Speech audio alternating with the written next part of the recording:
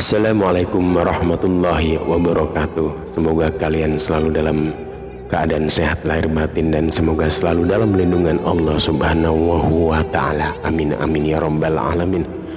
Kawan-kawan, Abu Nawas merencanakan akan mengadakan perjalanan wisata ke hutan, tetapi tanpa keikutsertaan Abu Nawas, perjalanan akan terasa memenatkan dan membosankan. Sehingga mereka beramai-ramai pergi ke rumah Abu Nawas untuk mengajak ikut serta.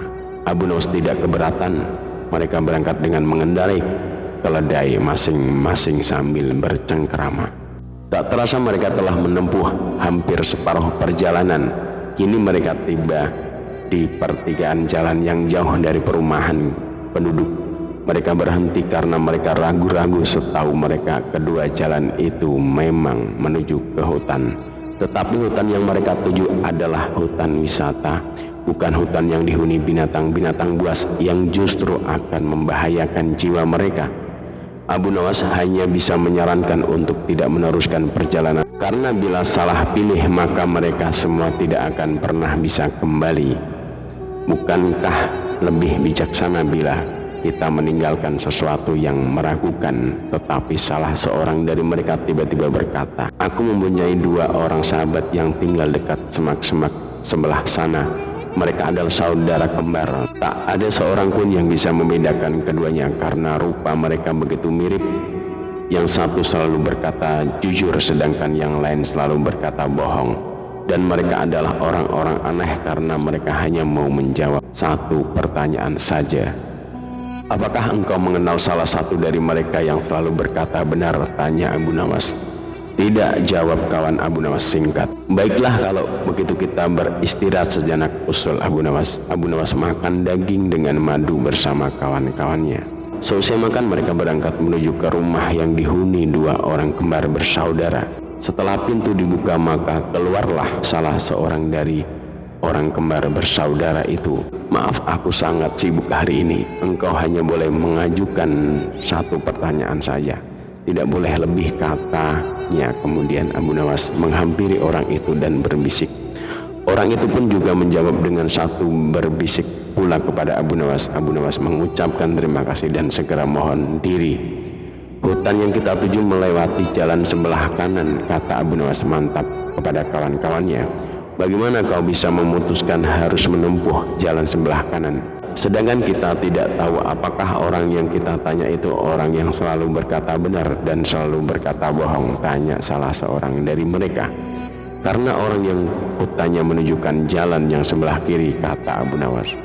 Karena masih belum mengerti juga, Abu Nawas menjelaskan, "Tadi aku bertanya apa yang akan dikatakan saudaramu bila aku bertanya jalan yang mana yang menuju hutan yang indah. Bila jalan yang benar itu sebelah kanan, dan bila orang itu kebetulan yang selalu berkata benar, maka ia akan menjawab jalan sebelah kiri. Karena ia tahu saudara kembarnya akan mengatakan jalan sebelah kiri, sebab saudara kembarnya selalu berbohong.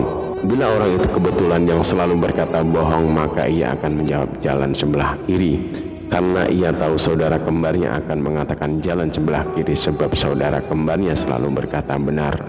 Tanpa pikir panjang, Abu Nawas memutuskan untuk menjual keledai kesayangannya.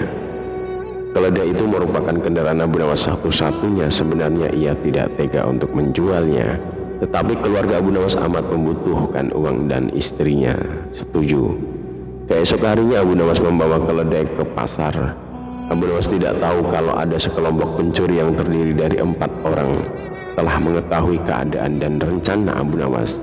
Mereka sepakat akan memperdaya Abu Nawas. Rencana pun mulai mereka susun. Ketika Abu Nawas beristirahat di bawah pohon, salah seorang mendekat dan berkata, "Apakah engkau akan menjual kambingmu?" Tentu saja Abu Nawas terperanjat mendengar pertanyaan yang begitu tiba-tiba. "Ini bukan kambing," kata Abu Nawas. "Kalau bukan kambing lalu apa?" tanya pencuri itu selanjutnya. "Keledai," kata Abu Nawas. "Kalau engkau yakin itu keledai, jual saja ke pasar dan tanyakan pada mereka," kata komplotan pencuri itu sambil berlalu. Abu Nawas tidak terpengaruh, kemudian ia meneruskan perjalanannya.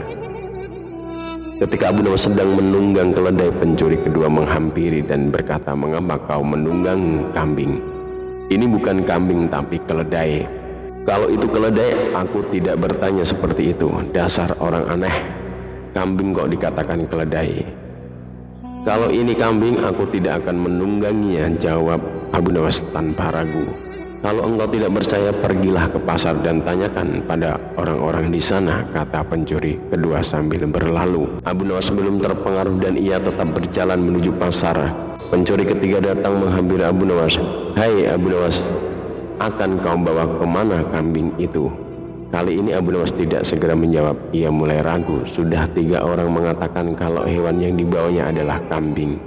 Pencuri ketiga tidak menyia-nyiakan kesempatan. Ia makin merecoki otak Abu Nawas. Sudahlah, biarpun kau bersikeras hewan ini adalah keledai, nyatanya itu adalah kambing.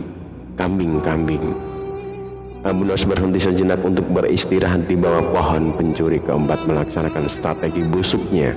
Ia duduk di samping Abu Nawas dan mengajak tokoh cerdik itu untuk berbincang-bincang. Aha, bagus sekali kambingmu ini. Pencuri keempat membuka percakapan. Kau juga yakin ini kambing? Tanya Abu Nawas. Loh, ya jelas sekali kalau hewan ini adalah kambing. Kalau boleh aku ingin membelinya. Berapa kau mau membayarnya? 3 dirham. Abu Nawas setuju. Setelah menerima uang dari pencuri keempat, kemudian Abu Nawas langsung pulang. Setibanya di rumah, Abu Nawas dimarahi istrinya. Jadi keledai itu hanya engkau jual 3 dirham lantaran mereka mengatakan bahwa keledai itu kambing. Abu Nawas tidak bisa menjawab. Ia hanya mendengarkan ocehan istrinya dengan setia sambil menahan rasa dongkol. Kini ia baru menyadari kalau sudah diperdayai oleh komplotan pencuri yang menggoyahkan akal sehatnya. Abu Nawas merencanakan sesuatu. Ia pergi ke hutan mencuri sebatang kayu untuk dijadikan sebuah tongkat yang nantinya bisa menghasilkan uang. Rencana Abu Nawas ternyata berjalan lancar. Hampir semua orang membicarakan keajaiban tongkat Abu Nawas. Berita ini juga terdengar oleh para pencuri yang telah menipu Abu Nawas. Mereka langsung tertarik, bahkan mereka melihat sendiri ketika Abu Nawas membeli barang atau makan tanpa membayar, tetapi hanya dengan mengacungkan tongkatnya. Mereka berpikir kalau tongkat itu bisa dibeli, maka tentu mereka akan kaya, karena hanya dengan mengacungkan tongkat itu mereka akan mendapatkan apa yang mereka inginkan. Akhirnya mereka mendekati Abu Nawas dan berkata, apakah tongkatmu akan dijual? Tidak, jawab Abu Nawas dengan cuek. Tetapi kami bersedia membeli dengan harga yang amat tinggi, kata mereka. Berapa? Kata Abu Nawas pura-pura merasa tertarik. 100 dinar uang emas, kata mereka tanpa ragu-ragu. Tetapi tongkat itu adalah tongkat wasiat satu-satunya yang aku miliki, kata Abu Nawas sambil tetap berpura-pura tidak ingin menjual tongkatnya. Dengan uang 100 dinar engkau sudah bisa hidup enak, kata mereka makin penasaran. Abu Nawas diam beberapa saat, sepertinya merasa keberatan sekali. Baiklah kalau begitu, kata Abu Nawas kemudian sambil menyerahkan tongkatnya. Setelah menerima 100 dinar uang emas, Abu Nawas segera melesat pulang. Para pencuri itu segera mencari warung terdekat untuk membuktikan keajaiban tongkat yang baru mereka beli. Seusai makan, mereka mengacungkan tongkat itu kepada pemilik kedai. Tetapi tentu saja pemilik kedai marah. Apa maksudmu mengacungkan tongkat itu padaku? Bukankah Abu Nawas juga mengacungkan tongkat ini dan engkau membebaskan? Tanya para pencuri itu. Benar, tetapi engkau harus tahu Abu Nawas menitipkan sejumlah uang kepadaku sebelum makan di sini. Gila, ternyata kita tidak mendapat keuntungan sama sekali menipu Abu Nawas. Kita malah rugi besar, umpat para pencuri dengan rasa dongkol.